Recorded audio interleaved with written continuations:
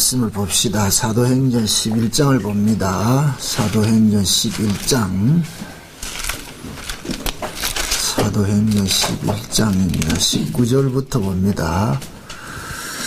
사도행전 11장 19절에서 30절 마지막 절까지 봅니다. 사도행전 11장. 우리 찾으셨으면 같이 보도록 합시다.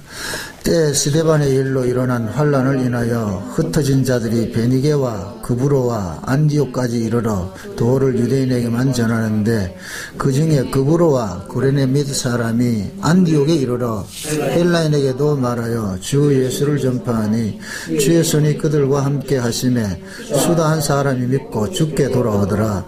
예루살렘 교회가 이 사람들의 소문을 듣고 바나바를 안디옥까지 보내니 저가 이르러 하나님의 은혜를 보고 기뻐하여 모든 사람에게 굳은 마음으로 주께 붙어 있으라 권하니 바나바는 착한 사람이요 성령과 믿음이 충만한 자라. 이에 큰 무리가 주께 더하더라. 바나바가 사울을 찾으러 다소에 가서 만남에 안디옥에 데리고 와서 둘이 교회에 1년간 모여 있어 큰 무리를 가르쳤고 제자들이 안디옥에서 비로소 그리스도인이라 일컬음을 받게 되었도다. 그때 선지자들이 예루살렘에서 안디옥에 이르니 그 중에 아가보라 하는 한 사람이 일어나 성령으로 말하되 천하가 크게 흉년들리라 하더니 글라우디오 때에 그렇게 되니라. 제자들이 각각 그 힘대로 유대에 사는 형제들에게 부조를 보내기로 작정하고 이를 실행하여 바나바와 사울의 손으로 장로들에게 보내니라. 아멘. 기도합니다. 하나님, 안디옥 교회를 통하여서 최초로 그리스도인이 어떤 사람인지를 보여주고 있습니다. 하나님, 우리가 입술로는 우리 스스로가 그리스도인이라 이렇게 지칭을 합니다. 과연 우리가 그리스도인이라는 이 지칭이 이 안디옥 교회 성도들과 우리의 모습을 달아볼 때 우리의 모습은 어떠한지 이 시간 우리 스스로를 돌아보는 시간들이 되어지게 도와주옵소서.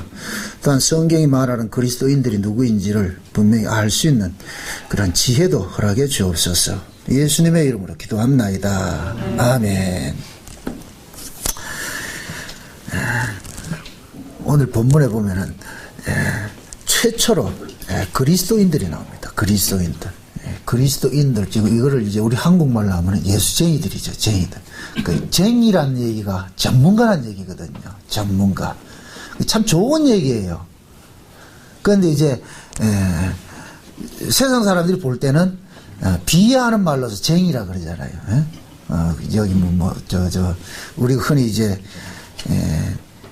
이 세상에서도 여러 가지 쟁이들이 있잖아요. 기름쟁이니 뭐 이런 얘기를 할 때는 좀 비하하는 말로 그러는데, 그 세상 사람이 이렇게 비하하더라도 성경에서 이렇게 그리스도인이다, 예수쟁이다, 이거 좋은 이야기거든요. 전문가라 이야기. 예수에 대한 전문가. 다시 말해서 그리스도인이라는 것은 그리스도와 함께 연합된 자들. 성경이 이렇게 의미적으로 살펴봤을 때는 최초로 나타난 게 이제 이 안디옥 교회의 모습이거든요.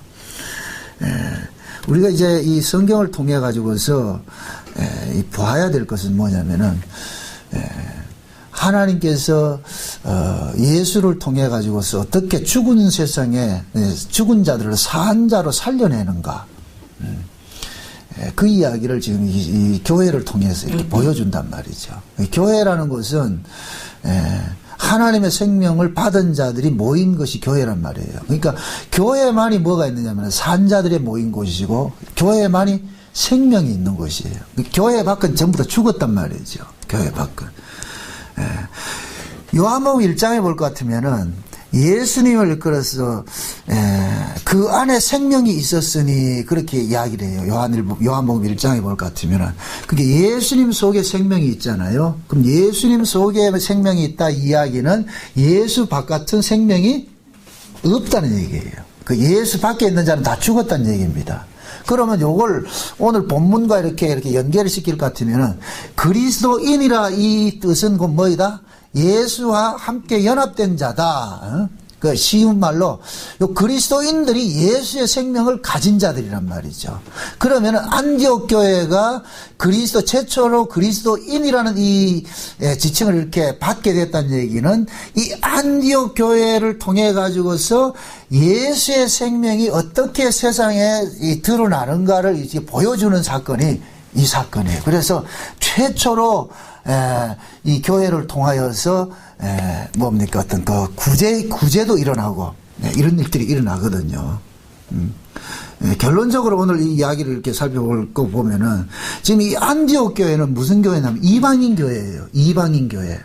이방인 교회인데 이 이방인 교회가 예루살렘 교회가 기근이 들었다고 그래가지고서 거기에 부조를 한단 말이죠. 이건 굉장히 큰 사건이에요. 그냥 돈 몇 푼 줬다 이런 개념이 아니란 말이죠. 예루살렘 교회가 지금 기근이 들었어요. 안디옥 교회에서 그 기근든 예루살렘 교회에 뭐를 보냅니까? 구제금을 보내죠. 구제금을, 돈을 보내죠. 예수님께서 제자들에게 이야기를 할 때 너희 안에 있는 것으로 구제하라 그런단 말이죠. 너희 안에 있는 것으로. 이것은 돈 주란 얘기가 아니에요. 너희 안에 있는 것으로 구제하라 이 얘기를 오순절 성령이 임하고 나니까 베드로와 요한이 성전 미문에 있는 안진뱅에게 그대로 행하였단 말이죠. 은과 금은 내게 없으나 내게 있는 것으로 내게 주노니 뭐다? 나사렛 예수를 줬잖아요. 그죠? 그러니까 그 베드로가 안진뱅이에게 나사렛 예수의 생명을 준 것이 이게 구제라니까, 구제. 그럼 그 구제를 오늘 본문을 가지고서 이렇게 또 한번 이용을 해보자 말이죠. 안디옥 교회가 지금 그리스도인이라 그랬어요. 안디옥 교회가. 그럼 그리스도인은 그리스도의 생명을 가진 자를 그리스도인이라 그런단 말이죠. 근데 이 그리스도인들이 모여있는 이 안디옥 교회가 이방인 교회란 말이죠. 그런데 원래 본산인 예루살렘 교회가 뭐가 들었다? 기근이 들었어요. 기근이 들었다. 그러니까 이거 양식 없는 기근 이렇게 생각하지 마세요. 이 성경은 분명 이때는 양식 없는 기근이 맞아요. 그런데 그것은 양식만 볼 것 같으면 이것은 표피적으로 보는 것이고 그 양식의 진정한 의미는 뭐냐? 예루살렘 교회에 지금 뭐가 떨어졌느냐? 예수의 생명이 없다는 얘기예요. 그게 잘 보세요. 예루살렘 교회가 이건 원래 유대교 본산이잖아요. 여기에 있잖아요. 그런데 이방인 교회인 이 안디옥 교회가 예루살렘 교회에다가 역으로 뭐를 주냐? 예수의 생명을 준단 말이죠. 요것은 곧 뭐냐? 새 언약이 옛 언약을 흡수하는 거예요. 이 굉장히 중요한 얘기예요. 새 언약이 옛 언약은 이 생명이 있어요, 없어요? 예루살렘 교회를 쉬운 말로 구약교회라 상징하면은 안디옥 교회는 신약교회가 되는 거예요. 그러니까 신약교회가 구약교회를 살리는 일을 하는 거예요. 이게 오늘 오전에 제가 간단하게 이야기를 했을 때 사랑은 율법의 완성이라고 그랬죠. 그죠? 구약의 율법 속에 사랑이 있어요, 없어요? 없어요. 사랑은 어디에 있느냐? 은혜 아래에 있단 말이에요. 은혜 아래. 그러니까 이 은혜가 구약의 법을 흡수할 때 뭐가 되냐? 사랑이 돼버리는 거라. 이해되죠? 그러니까 마치 부모가 자식에게 은혜를 베푸는 것이 곧 뭐가 되느냐? 자식은 법으로 살고 부모는 은혜로 사는데 부모가 은혜를 자식에게 베풀 때 뭐가 되느냐? 원래 사랑이라 그런단 말이에요. 사랑. 그래서 율법은 사랑의 완성이다 이 이야기는 율법이 사랑 안에서 완성된다 이 얘기는 구약교회는 자체로서는 죽은 교회. 여긴 생명이 없어. 근데 이 생명을 하나님께서 버리냐? 안 버린단 말이에요. 생명이 없는 이 교회를 살려내는 일을 해요. 어떤 식으로 살려내느냐? 신약의 생명을 가진 교회가 구약교회를 감싸면서 살려낸단 말이죠. 이것을 사랑이 뭐냐? 율법을 완성한다 그런단 말이죠. 그러니까 안디옥 교회가 예루살렘 교회에 구제하는 것은 신약식으로 말하면은 예수님께서 유대인인데 유대인에서 버림당한 이 예수가 다시 자기를 버린 자를 뭐 하느냐? 살려내는 일을 하는 거예요. 이게 구약의 전체 이야기예요. 이게 구약의 오늘 같으면은 요셉이 형제로부터 버림당했다가 버림당한 그 요셉을 통해서 버린 자들을 다시 뭐 하는 거예요? 살려내죠. 자, 보세요. 형제들이 요셉을 버린 것은 뭐 때문에 버렸어요? 그들이 사랑이 있어서 버렸습니까? 법 때문에 버렸습니까? 법 때문에 버렸죠. 법이 작동을 하니까 형제 간에 뭐가 생겨요? 차별이 생겨버리죠. 저 새끼는 우리하고 달라. 우리는 말이야 광목 쪼가리 옷 입고 다니는데 저거는 채색 옷 입고 다녀. 저거 안 돼. 저거 죽여야 돼. 여기 법이거든요. 그러니까 법에 의해서 요셉이 죽임을 당했는데 그 죽임 당한 이 요셉이 사랑으로 그 법을 뭐 하는 거예요? 흡수를 해버리죠. 자기를 죽였던 그 형제들을 요셉이 살려내잖아요. 근데 그 사건도 보세요. 형제들이, 요셉을 버린 형제들이 기근 때문에 지금 누구 찾아가는 거예요? 요셉 찾아가죠. 요셉만이 지금 뭐를 가지고 있는 거예요? 양식을 가지고 있죠. 그래서 요셉이 가졌던 그 양식을 누구에게 주는 거예요? 형제에게 주잖아요. 그 형제 요놈들이 어떤 놈들이에요? 요셉을 버린 자들이잖아요. 죽였던 자들이잖아요. 법에 속한 자들이잖아요. 그 얘기가 그대로 신약에 올 것 같으면 뭐하냐? 구약교회가 쉬운 얘기로 예수를 뭐 했어요? 버려버렸죠. 그 예수를 버렸는데 그 예수가 구약교회 니놈들 또 법으로 대하는 것이 아니고 예수님께서 구약교회를 뭐 하느냐? 사랑으로 뭐 해버리냐? 흡수를 해버린단 말이죠. 그래서 살려낸단 말이죠. 여기 전체 성경이 말하는 거예요. 성경이 말하는 것이고 뭐냐? 우리가 하나님 앞에 범죄했어요. 우리가 하나님 앞에 범죄했다는 얘기는 우리가 하나님을 버렸다는 얘기예요. 버린 그를 하나님이 우리를 다시 뭐 하느냐? 살려내는 일이잖아요. 이게 구원이잖아요. 구원. 그러니까 지금 사도행전에 오순절 성령 강림이 임하고 나가지고서 안디옥 교회에서 최초로 이 안디옥 교회에서 이 그리스도인이라는 사람들이 일어나고 이 그리스도인들을 통해 가지고서 예루살렘 교회 본산인 그 예루살렘 교회에다가 구제하는 이 모습으로 나타나고 그러고 최초로 이 안디옥 교회가 뭐 하느냐? 전 세계적으로 선교하는 교회가 되는 거예요. 이 안디옥 교회가. 그래서 이 안디옥 교회에서 누구를 파송하느냐면 바울과 바나바를 선교사로 파송해요. 바울이 어떤 사람이에요? 율법 아래 있던 사람이었죠. 그죠? 율법 아래 있던 사람이 예수를 죽인 사람이에요. 그죠? 예수를 죽인 사람이잖아요. 그죠? 죽였던 사람이죠. 그럼 법대로 하면 바울이 지금 용서 받아야 돼요? 못 받아야 돼요? 못 받아야 되죠. 그런데 지금 바울이 지금 하나님의 그 은혜로 다메섹에 예수님께서 찾아오심으로 인해서 어떻게 됐어요? 구원을 받았죠. 그죠? 구원을 받았단 말이죠. 그러니까 구원을 받은 그들이 그 바울이 다메섹에서 예수를 통해서 구원을 받자 유대교로부터 뭐를 당합니까? 축출을 당하죠. 지금 이 말이 이해되죠? 네? 바울이 원래 유대교에 있었잖아요. 유대교에 있다가 예수를 만나가지고서 유대교로부터 뭐 합니까? 버린 돌이 돼버리죠. 버린 자가 돼버리죠. 버린 이 바울이 다시 누구를 구원하러 갑니까? 유대교를 구원하러 가지요. 그죠? 요것이 꼭 뭐와 같으냐면 우리가 예수를 죽였는데 예수가 우리를 구원하는 것과 똑같은 이야기란 말이죠. 그러면 자 보세요. 바울이 왜 하나님께서 사도 바울을 이방인의 사도로 세웠느냐면은 원래 사도 바울은 사도가 아니에요. 사도가 되려면은 예수님과 직접적으로 동고동락한 사람이 사도의 자격이 있다니까. 사도의 자격이 있어요. 그런데 사도 바울은 예수님과 직접적으로 대면한 적이 없어요. 다만 이제 사도 바울은 예수를 믿는 스데반을 죽일 때 가편하고 예수제이들을 잡아 죽이는 그 일을 했단 말이에요. 그러니까 문헌상으로 보면 사도 바울은 예수를 만난 적이 없어요. 예루살렘에 가본 적도 없고 직접적으로 만난 적이 없단 말이죠. 그러면 사도 바울은 예수의 사도가 될 자격이 있다 없다? 없어요. 그래서 사도행전 1장에 볼 것 같으면은 예수님께서 40일 동안 부활하시고 40일 동안 이 땅에 계시다가 승천하시고 나가지고 열흘 후에 오순절날 뭘 보내줍니까? 성령을 보내준다 그랬죠. 그래서 예수님께서 승천하시기 전에 제자들 보고 그 이야기를 합니다. 예루살렘을 떠나지 말고 아버지께서 약속하신 것을 기다리라. 그럼 아버지께서 약속하신 건 뭐냐? 성령이란 말이죠. 성령이 온단 말이죠. 그럼 그 성령은 어디에 오느냐? 신약교회로 온단 말이죠. 그럼 그 신약교회에 지금 구약의 12지파를 대신해서 세워진 자가 12제자였잖아요. 그 12제자 중에서 한 사람이 지금 결혼이 돼서 자살해서 누구예요?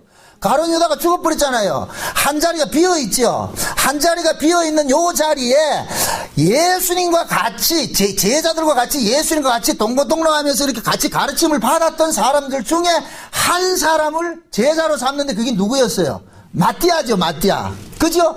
마띠아를 삼아놨어요. 마띠아를 삼아놨는데 그러면은 그 마띠아가 가룟 유다의 자리를 차지함으로 인하여서 이제는 뭐가 된 거예요? 사도가 돼버렸죠. 그죠? 12지파를 완성하는 의미에서 12사도가 돼버렸죠. 그러면은 구약의 12지파는 혈통으로서 만들어진 12지파인데 신약의 12지파는 예수 그리스도의 부르심과 선택으로 의해서 만들어지는 것이 12사도가 된단 말이죠. 그런데 마띠아는 예수님께서 부르심으로 사도가 된 자가 아니에요. 제자들이 지들끼리 제비 뽑아서 됐단 말이죠. 제비 뽑아가지고서. 그러면 요것은 원칙적으로 할 것 같으면 요건 반칙이 돼버려요. 그죠? 그런데 그 자리에 지금 마띠아를 집어넣었어요. 집어넣고 그 다음에 오순절 오순절 날이 되면은 뭐가 오냐, 성령이 왔단 말이죠. 요 일을 왜 이렇게 했느냐면은 쉬운 얘기를 할게요. 지금 축구 경기를 11명 해야 되는데 저쪽에는 11명이 다 있어.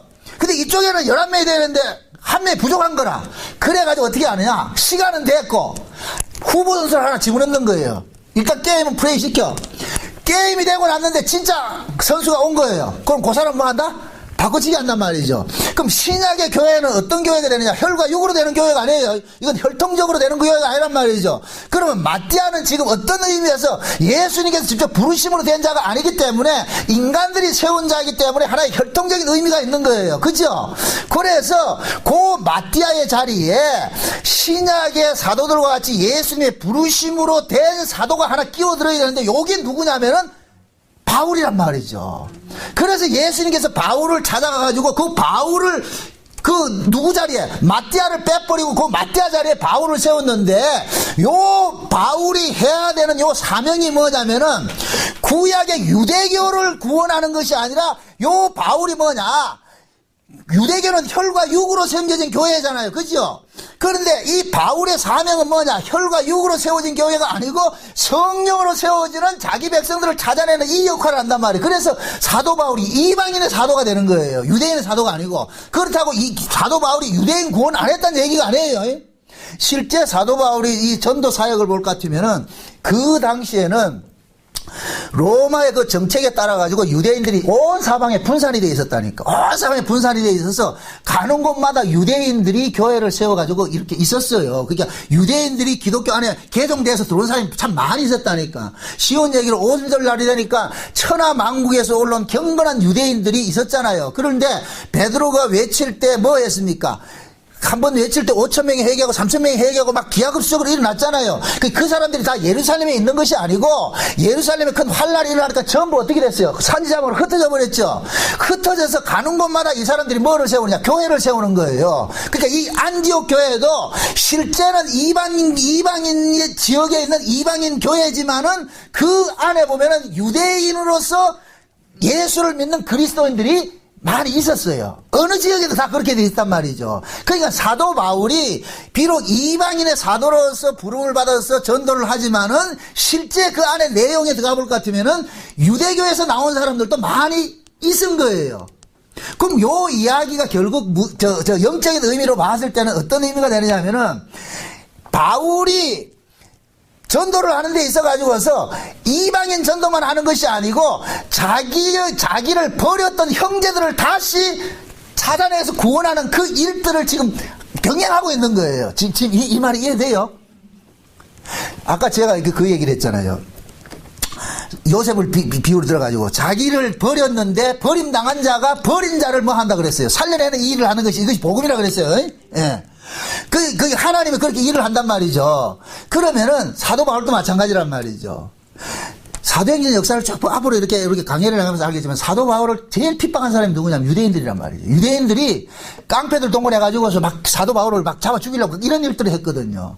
그런데 사도 바울은 그들에게 법을 법으로 대했습니까? 법을 은혜로 갚았습니까? 법을 은혜로 갚잖아요. 그죠? 그 얘기는 결국 뭐냐? 버림을 당한 자가 자기를 버린 자들을 사랑으로 뭐 하느냐? 용서하는 거예요. 그럼 사도 바울이 자기를 버린 자들에게 법으로 대하지 않고 이 사랑으로 대하는 이것이 사도 바울의 실력입니까? 주님이 그 속에서 간섭하신 겁니까? 주님이 그 속에서 간섭한 거죠. 그러니까 사도 바울이 뭐가 되느냐? 그리스도에게 연합이 된 그리스도인이 되는 거예요. 이해돼요? 그러니까 예수제이라는 얘기는 지금 우리가 교회 와서 등록한다고 예수제이 되는 게 아니고 예수제이는 어떤 사람이냐? 예수와 연합이 된 사람인데 그 예수와 연합된 사람은 어떤 삶의 모습이 드러나느냐? 예수님과 같은 삶의 모습이 드러나는데 그 예수님과 같은 삶의 모습이 뭐냐? 자기를 죽인 자를 도리어 용서해서 그를 살려내는 일들로 한단 말이죠. 그게 안디옥 교회를 통해서 보여주는 거예요. 지금 이 안디옥 교회는 어떻게 세워졌느냐? 예루살렘에 큰 핍박이 일어나가지고 그 핍박을 피해가지고서 오늘 이 본문도 전개되는 게 그렇잖아요. 19절 보세요. 때 스데반의 일로 일어난 환란을 인하여 흩어진 자들이 베니게와 구브로와 안디옥까지 이르러 도를 유대인에게 전문함대 이야기하잖아요. 그죠? 스데반의 뭐를 지금 들고 나오는 거예요. 스데반의 죽음, 스데반의 그 핍박받은 그 사건이 일어났죠. 그 스데반의 핍박의 단초가 제공이 돼가지고 예루살렘에 큰 환란이 일어나서 환란을 피해서 도망다닌 사람들이 결국 안디옥까지 가가지고 뭐 했어요? 교회 세운 거예요. 교회 세운 거. 그죠? 그게 결국 뭡니까? 예루살렘으로부터 쫓겨났던 자들이 지금 다시 예루살렘으로 뭐를 하는 거예요? 구제금을 보내서 그들을 뭐 하는 거야? 살려내는 일들을 하잖아요. 여기 신약의 새 언약이 가지고 있는 복음의 내용이라니까. 복음의 내용. 이걸 이해를 못하면은 그냥 구제하는 걸 생각한다는 게 대부분의 설교를 보면은 다 구제 나온다니까. 도와줘. 이거 그 얘기가 아니라니까.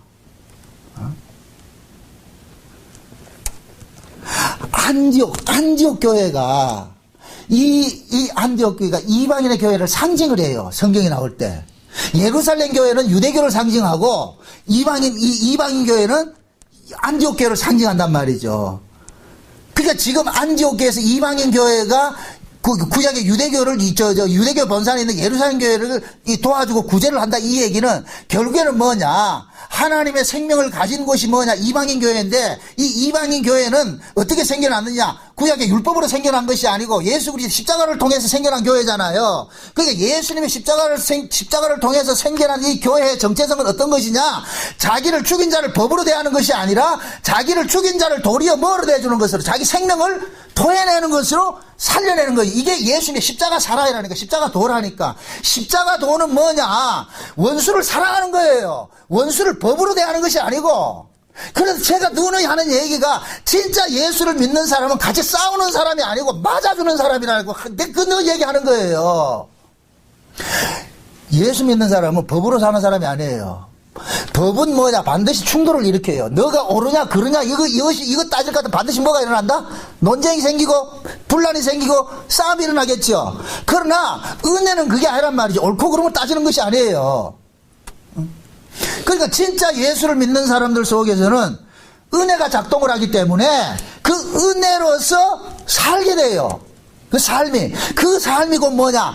안디옥 교회 그리스도인의 모습으로 드러나는 거예요.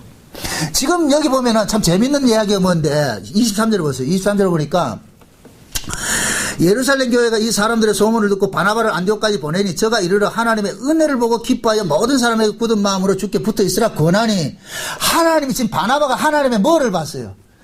은혜를 봤죠. 그죠? 은혜를 봐요. 여러분 봅시다. 그럼 은혜가 어떻게 생겼어요? 은혜가 어떻게 생겼어요? 지금 은혜가 지금 보였다 그러잖아. 그 하나님 은혜가 보였다 그러잖아요. 그 이야기는 하나님의 은혜가 이 바나바가 하나님의 은혜를 보았다는 얘기는 마치 초대교회 오순절 성령이 임하고 나가지고서 초대교회 생겨졌을 때 뭐 하는 모습이에요? 유무상통하고 니것 내것 따지지 않고 신분의 벽이 허물어지고 그죠? 차별이 사라지고 예수 안에서 서로 뭐가 되는 거예요? 하나된 모습으로 살았죠. 그게 은혜란 말이죠. 그 모습이 은혜예요. 은혜. 그러니까 지금 안디옥 교회가 그런 모습으로 있는 거예요. 그러니까 그러한 그 모습의 교회가 뭐냐? 그러한 모습이 가지고 있는 사람들이 그리스도인이고 요 그리스도인들이 그러한 그리스도인들이 개개인 모이는 것이 곧 뭐이다? 교회가 되는 거예요. 교회가. 그러니까 진짜 교회는 어떤 교회냐? 그리스도인들이 모인 곳이 교회인데 그럼 그 그리스도인들은 어떤 사람이냐? 자기를 비워서 남을 뭐 하는 거예요? 살리는 자. 이들이 그리스도인들이란 말이죠. 그래서 그리스도인들에게서는 나타나는 그 삶의 모습은 곧 뭐냐? 용서와 긍휼과 이해와 이런 것들이 나타나는 이게 갈라디아서 5장에서는 뭐로 나타나냐? 성령의 열매로 나타나는 거예요. 성령의 열매. 그게 성령의 열매를 볼 것 같으면 사랑과 언유와 희락과 화평과 자비와 양성과 오래 참음과 관용과 이런 것들이 나오잖아요. 이러한 것들은 전부 누구에게 필요한 것들이냐? 이타적인 것들이란 말이죠. 이타적인 것. 그래서 사랑은 반드시 뭡니까? 이타적으로 나타나는 것이 사랑이라 그랬어요. 이타적으로. 이타적으로 나타나지 않는 것은 사랑이 아니에요. 사랑의 그 의미는 이익인데 이것이 밖으로 드러날 때는 뭐로 드러나느냐? 이타로 드러난다니까. 부모가 자식을 사랑하는 것은 자식을 위해서 사랑하는 것이 아니에요. 부모를 위해서 자식을 사랑한다니까. 어느 부모라도 나를 힘들게 하면은 사랑한다 안 한다? 아니에요.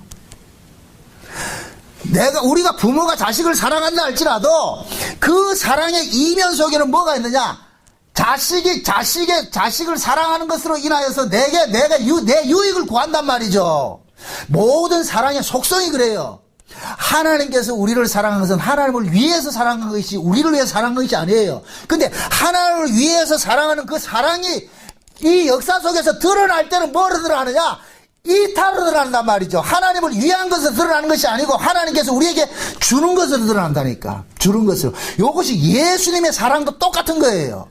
예수님의 사랑도. 그래서 예수를 믿는 사람은 그리스도인들은 그 그리스도인들 속에서 사랑이 어떤 사랑이 나오느냐? 예수님의 사랑이 유출이 되는데 그 예수님의 사랑이 어떻게 나타나느냐? 나를 버리고 나를 욕하고 나를 멸시하고 나를 죽인 자에게 용서하는 사랑으로 나타나는 거예요. 그래서 이 안디옥 교회에서 최초로 무슨 사건이 일어나느냐? 구제 사건이 일어난다고. 구제 사건이. 구제는 보세요. 가진 자만이 행할 수 있는 것이 구제예요. 여기 보세요. 사랑도 내가 소유한 사람만이 가질 수 있는 것이 사랑이에요. 우리가 신앙생활이라는 것은 감사와 찬송과 사랑과 이런 것들이 있잖아요. 긍휼과 이런 게 있잖아요. 이거는 내가 가지고 있을 때만이 나타나는 현상이라니까. 내가 가지고 없으면 나타나지 않아요. 사랑도 그러니까 하나님께서는 우리 보고 사랑하라 이 얘기는 우리 안에 있는 우리가 없는 사랑을 만들어내라는 얘기가 아니고 하나님께서 우리를 사랑하라 이렇게 할 때는 반드시 우리에게 먼저 주셨다니까. 그러니까 하나님은 어떤 식으로 일을 하느냐? 야, 정락원이 내가 니한테 사랑 준 거 있잖아.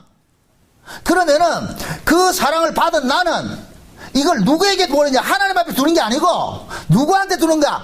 하나님의 사랑을 입은 그 형제에게 베푸는 것으로 나타나는 거예요. 그래서 내가 그 형제에게 사랑을 베풀 때 베푸는 그 사랑은 내 것이 아니고 하나님께로 받은 것이란 말이죠. 그게 쉬운 얘기로 하나님께서 우리 권사님한테 사랑을 주고 싶은데 그 권사님한테 다이렉트로 주는 것이 아니고 반드시 예수 그리스도의 십자가의 사건을 거쳐서 이 사랑이 오게 되어 있기 때문에 그래서 하나님께서 먼저 나에게 사랑을 주면은 그 받은 사랑을 내가 누구한테 권사님한테 공급하는 식으로 가는 거예요. 이해돼요? 그러니까 내가 베푼 이 사랑은 내 것이 아니고 누구 것이 됩니까? 하나님 것이 됐죠. 예수님의 것이 됐죠. 그러니까 우리는 우리의 것으로 하는 건 아무것도 없단 말이죠.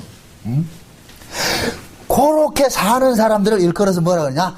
그리스도인이라 그런다니까. 예수인이라 그런다니까. 예수인. 그러니까 예수쟁이들은 어떤 일을 한다 할지라도 그것이 자기 자랑으로 남는다 안 남는다? 안 남지요. 그래서 성경에서는 우리가 연보를 한다, 헌금을 한다, 헌신을 한다 이 얘기는 헌신이란 이 이야기는 하나님께서 내게 주신 그 은혜를 깨달은 것에 대해서 그것이 격발이 돼서 나타나는 것을 보고 헌신이라고 한다. 헌신. 응? 역대상 한번 봅시다. 역대상.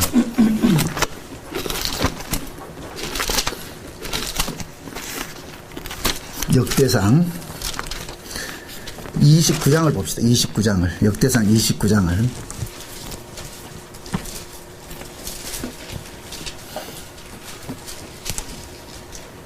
6절로부터 봅니다. 6절로부터 14절까지 봅시다. 14절까지 같이 봅니다. 다 같이. 이에 모든 족장과 이스라엘 모든 지파 어른과 천부장과 백부장과 왕의 사무감독이 다 즐거이 들으되 하나님이 전 역사를 위하여 금 5,000달란트와 금다릭 1만과 은 1만 달란트와 놋 1만 8천 달란트와 철 10만 달란트를 드리고 무릇 보석이 있는 자는 게르손 사람 여이엘의 손에 붙여 여호와의 전 곳간에 드렸더라. 백성이 자기의 즐거이 드림으로 기뻐하였으니 곧 저희가 성심으로 여호와께 즐거이 드림이며 다윗 왕도 기쁨을 이기지 못하여야 하느니라. 다윗이 온 회중 앞에서 여호와를 송축하여 가로되 우리 조상 이스라엘의 하나님 여호와여 주는 영원히 송축을 받으시옵소서. 여호와의 광대하심과 권능과 영광과 이김과 위엄이 다 주께 속하였사오니 천지에 있는 것이 다 주의 것이로소이다. 여호와여 주권도 주께 속하였사오니 주는 높으시다 만유의 머리심이니이다. 부와 귀가 주께로 말미암고 또 주는 만유의 주제가 되사 손에 권세와 능력이 있사오니 모든 자를 크게 하심과 강하게 하심이 주의 손에 있나이다. 우리 하나님이여 이제 우리가 주께 감사하며 주의 영화로운 이름을 찬양하여이다.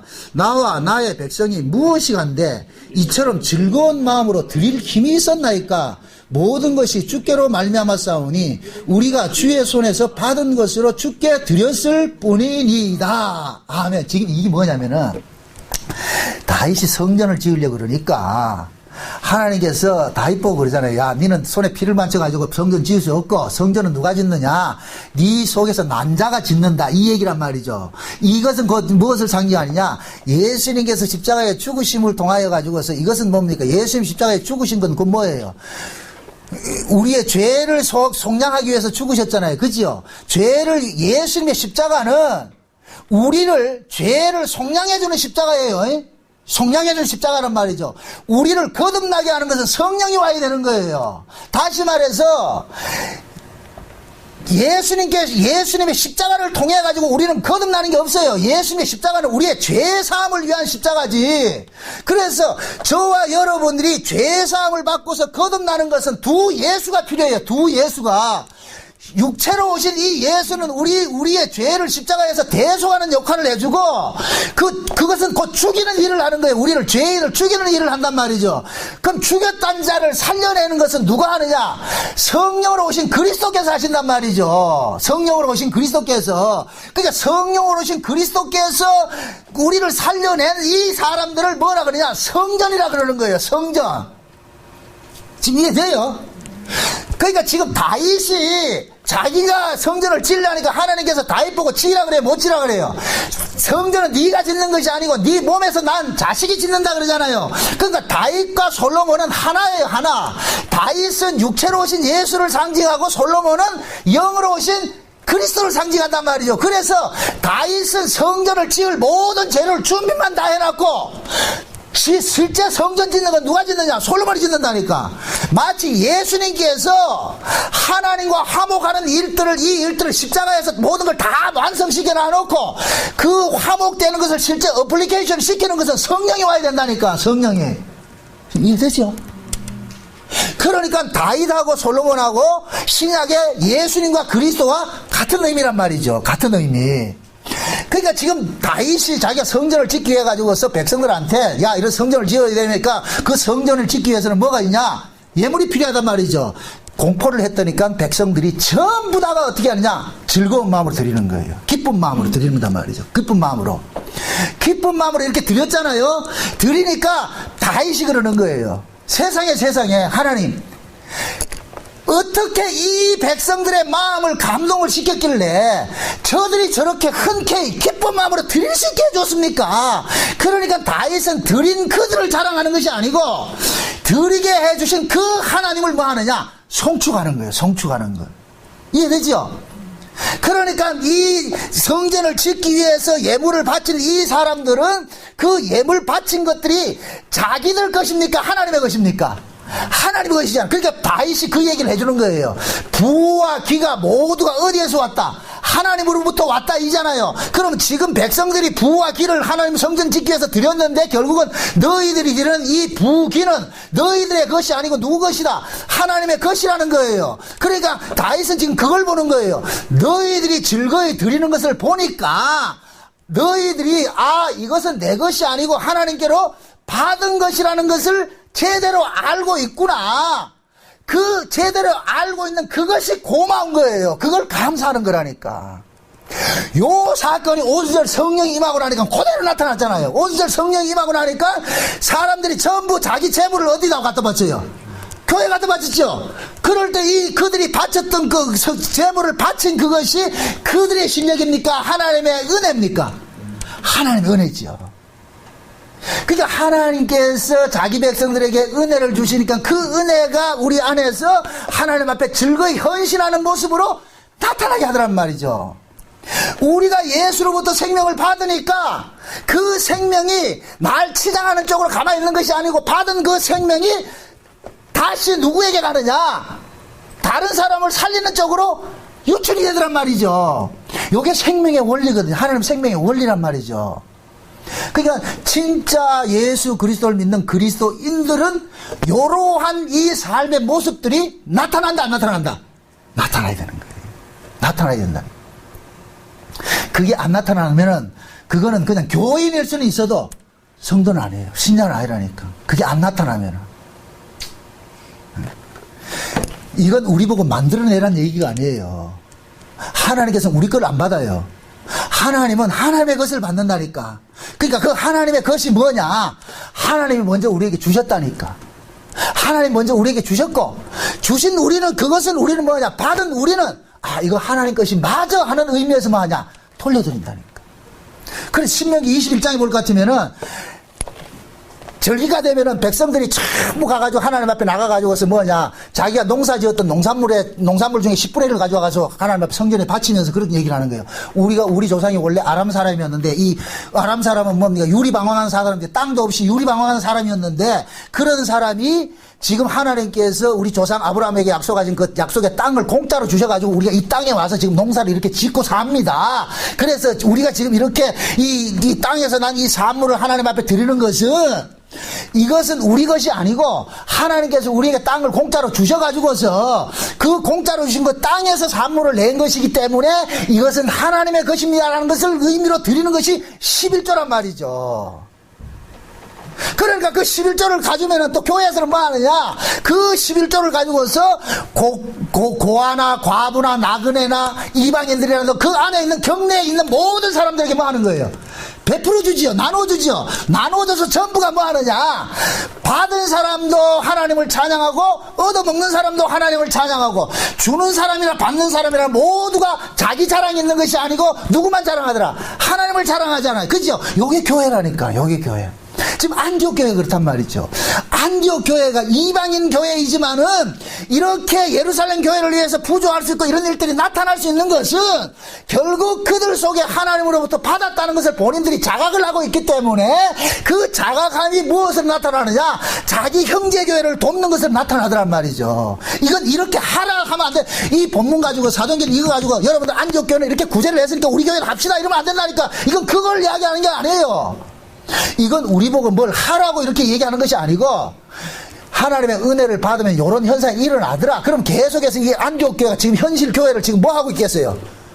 고발하고 있겠죠.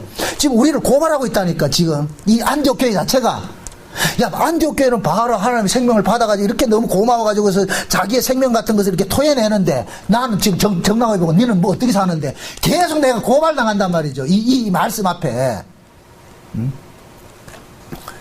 그래서 하나님께서 최초의 이방인 선교를 하는 이 안디옥 교회를 가지고서 하나님께서 이 땅의 교회라는 것은 이러한 모습으로 세워지는 것이고 그리스도인은 이런 사람이라는 것을 세상 속에다 확 드러내주는 거예요. 이제부터는 이 안디옥 교회 그리스도인들이 모든 세계에 흩어져 있는 교회와 그리스도인들을 뭐 하는 거예요? 고발하는 차원에서 이건 정답으로 딱 세워져 있는 거예요. 그게 어떤 게, 우리 목양교회도 이 안디옥 교회에 뭐 해야 된다? 고발당해야 되겠죠. 응? 지금 내 모습도 이 안디옥 교회 그리스도인들을 통해 고발당해야 된다니까. 지금 안디옥 교회는 예루살렘 교회에 있는 사람들을 만나본 적이 없어요. 그 사람 모르는 사람들이에요. 남의 교회란 말이에요. 그런데 한 번도 만나본 사람이 없는 그러한 사람들에게 지금 뭡니까? 자기의 생명과 같은 구제금을 드린다 이 얘기는 결국에 뭡니까? 예루살렘 교회 교인들이나 안디옥 교회 교인들이나 그리스도 안에서는 시간과 공간을 벗어나가지고 민족과 혈통을 벗어나서 예수 그리스도 안에 모두가 뭐가 된다? 한 형제라는 것을 가지고 있기 때문에 도울 수가 있는 거예요. 한 형제가 아닐 것 같으면 도울 수가 없죠. 그래서 신앙생활이라는 것은 항상 뭐로 먼저 나타나느냐? 받는 것으로 나타나요. 받는 것으로. 하나님부터 받아서 받은 것을 내어놓는 식으로 일을 한다니까. 그게 우리 몸의 구조라니까. 먹잖아요. 우리 먹잖아요. 먹어야 뭐가 나온다? 나온다니까. 요즘에 변비 그러는데 변비는 안 처먹어서 생기는 게 변비예요. 많이 먹어보세요. 변비가 없어진다니까. 참말로 변비 따지는 사람들 보세요. 먹는가? 안 먹어요. 안 먹으니 나올 게 없지. 먹으면은 자동적으로 우리 이 인체 구조가 먹으면 밀어내게 돼 있다니까. 안 밀어내면 죽어요. 밀어내게 돼 있다니까. 우리가 하나님 은혜도 마찬가지라니까. 이게 생명의 메커니즘이란 말이죠. 생명은 반드시 받는 것으로 돼 있고 받은 것을 자기가 적체되면 안 돼요. 이것을 밀어내줘야 된다니까. 밀어내줘야 된다니까. 그래서 하나님의 은혜도 뭐냐? 우리에게 은혜를 줄 것 같으면은, 예를 들어서 하나님께서 우리 장병주 집사님에게 은혜를 확 쏟아져 버렸어. 그러면은 이 은혜를 받은 장병주 집사님 그 은혜를 가지고서 누구를 감싸야 되느냐? 박영옥이를 감싸야 된다니까. 그럼 박 집사님은 또 어떻게 해야 되겠어요? 박 집사님도 은혜를 확 받아가지고 누구를 감싸야 돼요? 상대를 감싸할 때 그때가 뭐가 돼요? 천국이 되는 거예요. 천국이. 우리 집 구석에는 이상하게 돼가지고 맨날 나는 은혜만 받아가 지만 감싸고 지는 안 받고 맨날 나는 쪼이고 이런다. 쉬운 얘기로. 하나님의 은혜는 보세요. 성경의 원리는 뭐냐? 원래 강한 자가 약한 자 짐을 대신 지게 돼 있어요. 강한 자이기 때문에 져주는 거예요. 어른이 하고 싸우면은 누가 이겨야 돼요? 임주사님 누가 이겨야 돼요? 아가 이겨야 돼요? 어른이 이겨야 돼요? 애가 이겨야죠. 어른이 아하고 싸워서 이기면 뭐라는지 아세요? 아이고 꼬라지 아라 싸워가지고 그래 이기나 그런다. 똑같다 그러잖아. 똑같아. 원래 강한 자가 약한 자를 위해서 뭐 하느냐? 죽어주는 거예요. 그게 강함이라니까. 강한 자가 약한 자를 이기는 것이 강함이 아니고 강한 자가 약한 자를 위해서 죽어주는 것이 강함이라니까. 부모가 강한데 약한 자식을 위해서 죽어주는 것이 강함이라니까요. 근데 우리는 자꾸 생각을 다 다르게 하고 있잖아요. 거꾸로 생각하고 있잖아요. 내가 강하기 때문에 약한 자를 무조건 내가 이기면 이게 강함으로 생각하는데, 만약에 보세요. 하나님께서 강하신 분인데 그 강하신 분이 약한 우리에게 다가와가지고 강함을 가지고 적용을 했을 것 같으면 우리가 지금 살아남을 수 있다 없다? 못 살아남아요. 예수님께서 강한 분인데 우리에게 오셔가지고서 약함으로 인하여서 뭐 했다? 죽어주셨어요. 죽어주셨다. 그게 사랑이라니까. 그게 생명의 메커니즘이라니까. 하나님께서 지금 이 땅에서 일을 그렇게 하는 거예요. 그래서 진짜 은혜를 받으면은 그 사람이 자꾸 뭐가 되느냐? 걸레가 된다니까. 이 목양교회 안에도 진짜 은혜를 많이 받으면은 은혜 받은 그 사람이 걸레가 되는 거예요. 섬기고 봉사하고 청소하고 헌금하고 뭐하고 하는 거예요. 그거 한다니까.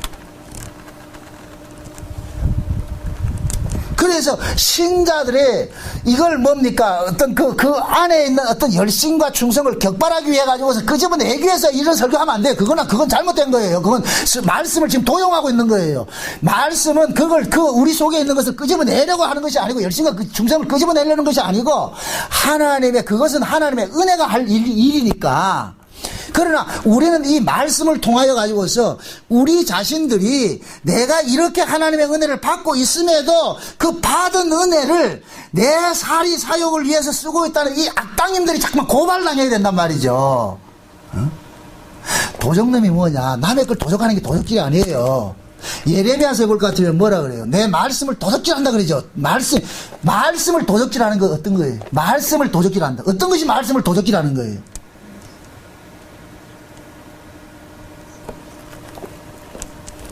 말씀을 도적질한다는 얘기는 사랑하라는 말씀이 좋는데 사랑 안 하는 게 도적질하는 거예요.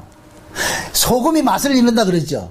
소금이 맛을 잃는다. 소금이 어떻게 하면 맛을 잃어요? 소금이 원래 짠 건데 어떻게 하면 그게 원래 맛이 있는 것인데 어떻게 맛을 잃는다 그러냐 말이죠. 소금의 역할은 뭐냐? 배추 속에 들어가가지고서 어떻게 해야 돼요? 흔적 없이 녹아져야 돼요. 근데 배추 속에 들어가가지고 주인이 김치를 열으니까 그 소금이 녹지 않고 이래가 안녕하세요 같으면은 배추는 다 썩어버리고 그걸 맛을 소금이라고 그런단 말이죠. 우리가 말씀을 도둑질하는 것은 들은 말씀을 많이 아는데 그 말씀이 실제 생명으로 나타나지 않는 요 상태를 뭐냐, 말씀을 도둑질하는 거예요. 도둑질하는 거. 그래서 구약의 선지자들은 거짓 선지자들 뭐 그렇게 이야기를 공격을 하잖아. 너희들은 말씀을 도둑질하는 놈들이라는 얘기를. 결국 뭐냐, 들은 말씀이 있는데 들은 말씀 그걸 가지고서 그 삶으로 풀어내지 못하고 말씀이 나온단 말이죠. 이걸 제가 지난번 그 전에 얘기를 할 때 레마에 로고스에서 레마가 나와야지, 로고스에서 로고스가 나오면 이것은 사기고 이건 도적이라고 그랬어요. 처음 들어보는 것 같아서 이야기를 하는. 하나님의 말씀이 로고스예요. 로고스라는 것은 하나님의 말씀 자체가 로고스예요. 근데 그 말씀 속에 담겨있는 그 생명의 그 내용물이 레마란 말이죠. 레마. 그럼 제가 보세요. 여러분들 사랑하세요 이럴 것 같으면은 사랑하세요 이렇게 하니까 우리 오장선 집사님이 가가지고 사랑하세요 이러면 요게 뭐가 되느냐, 로고스에서 로고스가 돼버리는 거예요. 제가 우리 오장수 집사님한테 사랑하세요 이렇게 했더니 우리 오장수 집사님이 자기 주머니 돈 꺼내가지고서 말이야 짜장면 사주고 이러더란 말이야. 요게 사랑이라니까, 요게 레마라니까. 지금 이해돼요? 하나님으로부터 우리가 은혜를 입었을 것 같으면은 그 은혜 입은 것이 반드시 내 손과 발의 움직임을 통해 가지고 상대에게 어떤 유익된 모습으로, 생명의 실체의 모습으로 나타나야 된단 말이죠. 그게 곧 뭐냐, 로고스가 레마가 된다 그러는 거예요. 레마가. 근데 지금 많은 사람들이 뭐 하느냐, 로고스를 가지고서 로고스를 뱉어내는 거예요. 그러면서 자기 하나님 말씀 안 돼요. 그건 말씀하는 게 아니에요. 말씀 도둑질하는 것이지. 하나님의 말씀은 뭐냐, 생명이에요. 말씀 속에 생명이 달렸다니까. 그래 제가 눈을 하는 얘기가 성경을 독해를 하지 말란 말이죠. 이거 문법 독해하듯이 이거 영어 단어 이거 뭐 문법 독해하듯이 그렇게 하면 안 된다니까.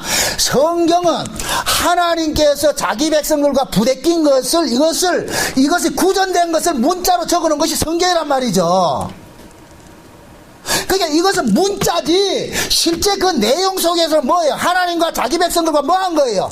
지지고 볶고 싸운 것이죠. 싸운 거. 그죠?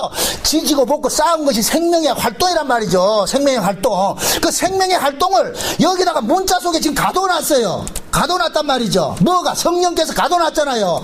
그러면 우리는 이 문자를 통해 가지고서 문자 속에 가두어진 그 하나님의 일하심, 하나님의 열심, 그 생명의 꿈틀거림, 이걸 우리가 끄집어내는 거예요. 이해됩니까?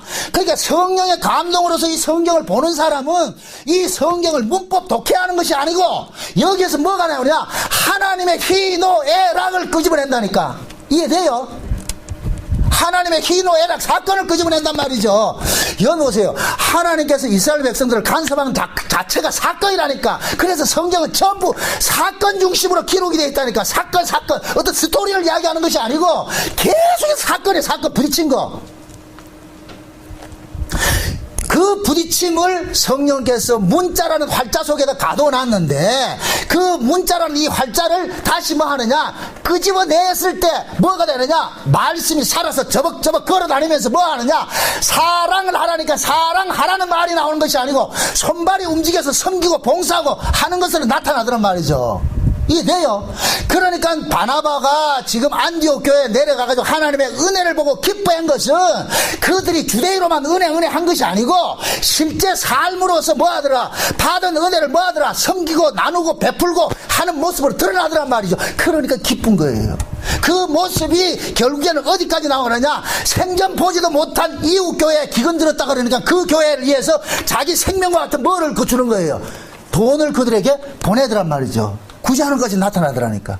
요게 살아이라니까. 요게 예수의 생명이 현실 속에서, 역사 속에서 구체화된 모습으로 이렇게 나타나는 거예요.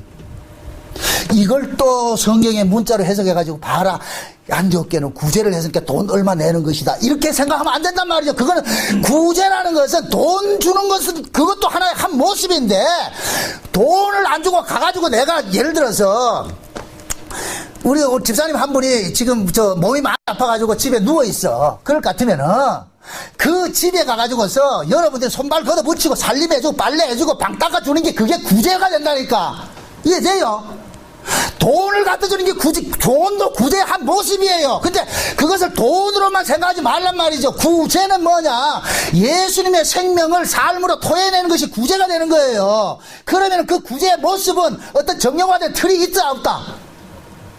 없겠죠.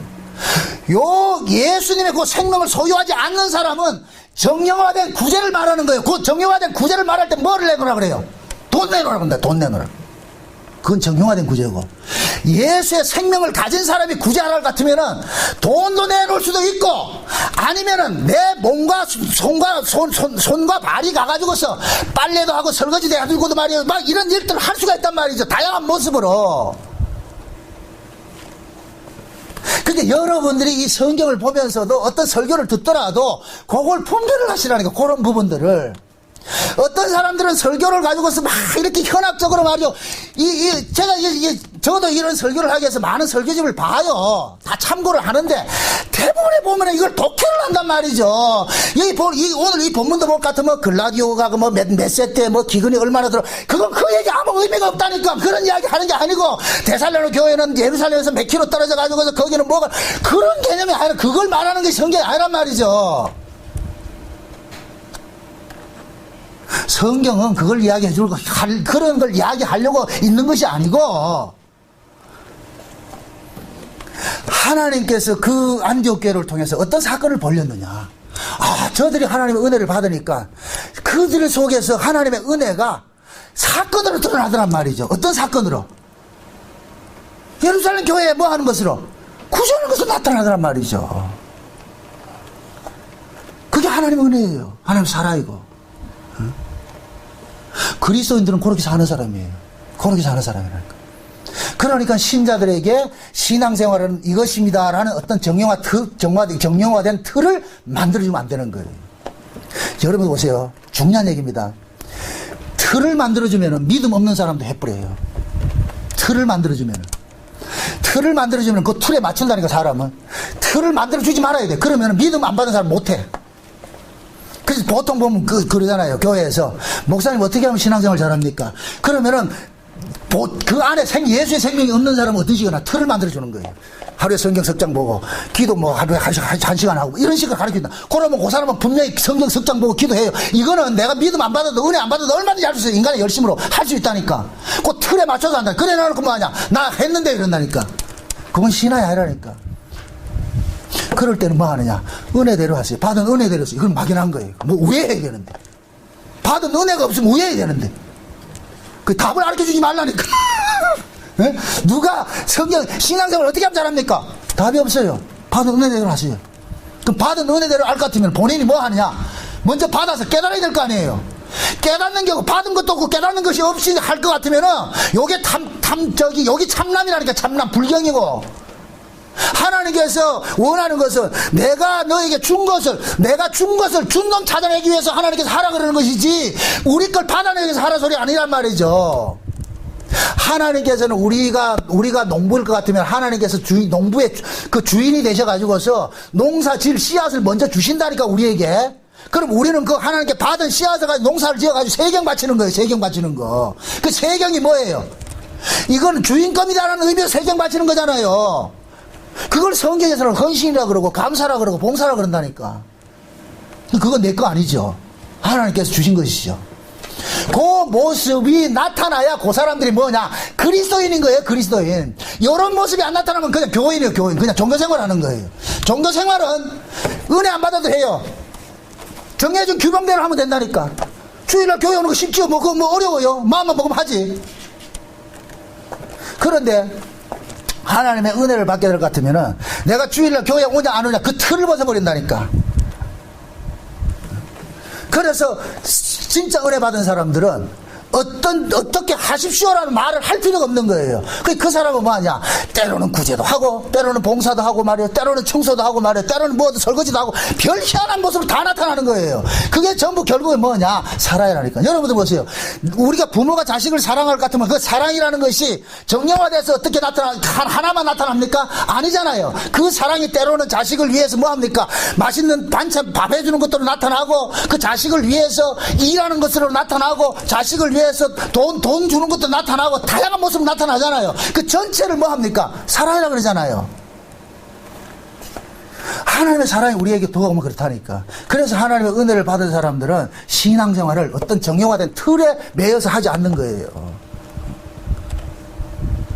지금 안디옥 교회가 왜 성경에서 오순절 성령 받고 나가지고 성령 임하고 나가지고 최초의 그리스도인이라는 것을 드러납니까? 참 보세요. 이 참 재미있는 것이 안디옥 교회에 바나바가 먼저 안디옥 교회에 시무를 하게 됐어요. 안디옥 교회는 원래 이방인 교회인데 예루살렘 교회에서 안디옥 교회 바나바를 먼저 파송을 했어요. 바나바가 가지고서 거기서 가르쳤다니까. 근데 바나바가 가만히 들어보니까 바울이 자기보다 복음을 더 잘 알아. 그래가지고 다소에 있는 이 바울을 보세요. 이 바나바가 바울을 예루살렘 교회에다 소개도 시킨 사람이에요. 처음에 다메섹에서 사울이 예수님을 만나가지고서 바울로 변화되잖아요. 다메섹에서 그렇게 변화되잖아요. 그러니까 예루살렘 교회에서 어떤 이야기가 들었느냐. 야, 저 새끼 우리 신자들 때려 죽이러 다니는 놈인데 갑자기 저런 짓을 하니까 야, 이 겁난다. 저거 제대로 됐는지 알아봐라. 그래서 전부 바울을 안 받으려고 그랬다니까. 우리 교회 오지 마 이랬다니까. 그럴 때 바나바가 앞서가지고 아닙니다. 이 사람은 오래됐습니다. 그래가지고 그 예루살렘 교회에다 소개를 시켜줬어. 그런데 예루살렘 교회는 아직까지 율법적 편견이 있어. 지금 계속해서 우리가 이 사도행전을 하면서 베드로의 신앙이 어떤 편견이 있다고 그랬어요. 고넬료하고 만날 때도 아직까지 율법적 사관을 갖고 있다고 그랬잖아요. 그게 예루살렘 교회가 그런 모습이 있는 거예요. 말은 지금 은혜로 세워진 교회라고 생각하는데 아직까지 남아있는 것은 율법적 잔재가 남아있는 거예요. 그러니까 바울이 다메섹에서 예수를 만나가지고 개종을 했는데도 예루살렘 교회는 아직까지 껄끄름하게 이렇게 보는 거예요. 그래서 바나바가 바울을 예루살렘 교회에 소개시켜 놔놓고 그러고는 그 예루살렘 교회에서 바울이 있을 자리가 없으니까 어디로 가느냐. 자기 고향 다소로 갔다니까. 다소에 가가지고 직거에서 있을 때 안디옥 교회 예루살렘 교회에서 바나바를 안디옥 교회에 파송해서 안디옥 교회에 가지고 바나바가 파송을 해서 거기서 목회를 하다 보니까 자기보다는 바울이 복음을 더 잘 전해. 그래서 어떻게 하냐. 다소에 가서 바울을 청빙해 오는 거예요. 바울을 와가지고서 네가 당회장 해라. 내 부목사 할게. 이렇게 됐다는 게 쉬운 말로.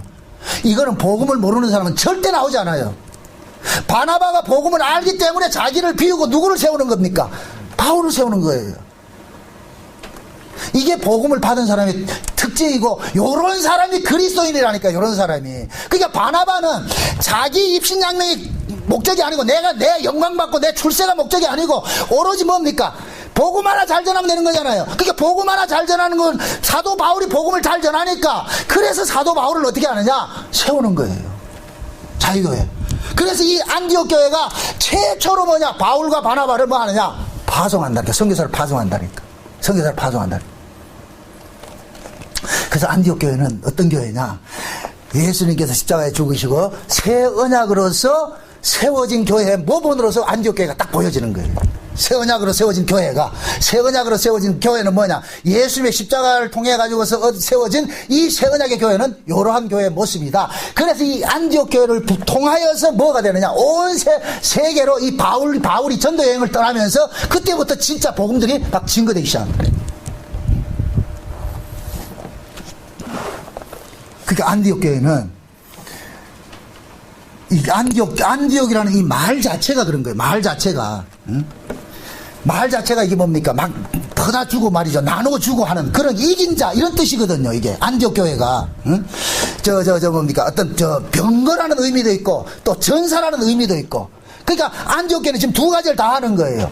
그리스도의 병사가 돼가지고 싸우는 일들을 하고 그 다음에 병거가 돼가지고서 뭐 하느냐?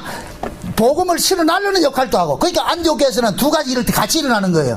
교회 안에서는 진짜 그리스도의 은혜를 받고서 섬기는 모습으로 드러나 버리고 또 하나는 뭡니까? 세계 만방에 예수 그리스도의 그 복음을 나눠주는 그러한 모습으로 드러나는 거예요. 이 안디옥 교회를 통해서 하나님께서 우리에게 말해주고자 하는 것이 그 이야기라니까. 그러니까 우리를 보고 우리 지금 이걸 가지고 우리 보고 안디옥 교회를 만들자 이 소리가 아니고 교회라는 것은 이런 곳입니다라는 것을 지금 뭐 하느냐? 시금석으로 딱 보여주는 거예요. 그래서 최초로 안디옥 교회인들 보고 그리스도인이라 그렇게 합니다. 그리스도인. 이때부터 뭐 하느냐? 진짜 예수 믿는 사람들 그리스도인이란 말이 나오는 거예요. 그리스도인들. 요즘식으로 말하면 예수이가 나오는 거예요. 응? 저는 여러분들에게 바라는 게 그거예요. 여러분들 교인 되지 말고 예수이가 되세요. 예수이가. 응? 교인이 되면은 그냥 처치면은 그냥 왔다 갔다 하는 것밖에 안 돼요. 그리스도인이 됐을 때, 예수의가 됐을 때, 이건 뭐 하기가 내가 예수의를 되라고 해가지고 되는 건 아닙니다.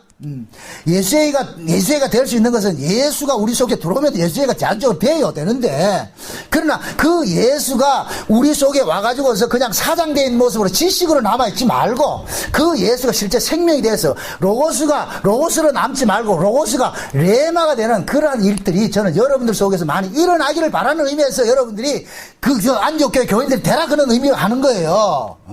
우리가 뭐 이걸 노력해서 하라는 얘기가 아니고, 우리는 이미 받았어요. 이미 받았다니까. 은혜를 받았어요. 용서 받았어요. 받은 용서를 그냥 사장시키지 말고, 아, 내가 이런 은혜를 받았구나. 이런 용서를 받았구나. 그렇기 때문에 이 받은 은혜와 용서를 남에게 나눠준 일들을, 그것들이 여러분들 안에서 즐거운 마음으로 일어날 때 일어나기를 소망하는 거예요. 그래서 제가 여러분들 자꾸 성경을 상고하라 그러는 거예요. 성경을 자꾸 봐야 그 성경을 통해서, 아니, 뭐, 목사님, 나만 성경을 봐도 아무 이해가 안 되는데, 이해 안 해도 읽으세요. 성령께서 깨닫게 해주시니까. 읽다 보면은, 아, 이런 것이 저런 뜻이구나. 뭐, 읽어놔야 제가 설교를 해도, 아, 그게 이 소리였구나. 알지, 읽어보지도 안 해놓고는, 이 설교를 할 것 같으면 저게 있는가, 없는가, 모르잖아요. 그러니, 하나님의 은혜가 우리에게 덮쳐올 것 같으면 그 은혜가 우리로 하여금 가만히 있지 못하고 오전 시간에 말씀같이 그 은혜가 우리 몸뚱이를 토양을 삼아가지고서 그 은혜 안에 담겨있는 그 내용들을 토해낸다니까. 그것이 때로는 사랑으로 나타나고, 용서로 나타나고, 인내로 나타나고, 섬김으로 나타나고, 구제로 나타나고, 다양한 모습으로 나타나는 거예요. 이러한 일들이 여러분들 속에서 많이 좀 일어나시기를 주의 여러분을 축원드립니다. 기도합시다. 하나님 아버지 감사합니다. 주의 은혜가 우리에게 넘친 바 되어져서 참 그리스도인이 어떤 자들인지, 또 교회가 참 교회가 어떤 교회인지 오늘 안디옥 교회를 통해서 우리가 살펴봤습니다. 하나님, 우리 안에 주께서 주신 은혜가 있습니다. 이 은혜가 열심을 다하여서 우리의 몸을 토양을 삼아서 하나님께서 베푸신 그 은혜를 산물로 드러내는 일들이 우리 안에서 많이 일어날 수 있게 주께서 간섭해 주시옵소서. 예수님의 이름으로 기도합나이다. 아멘.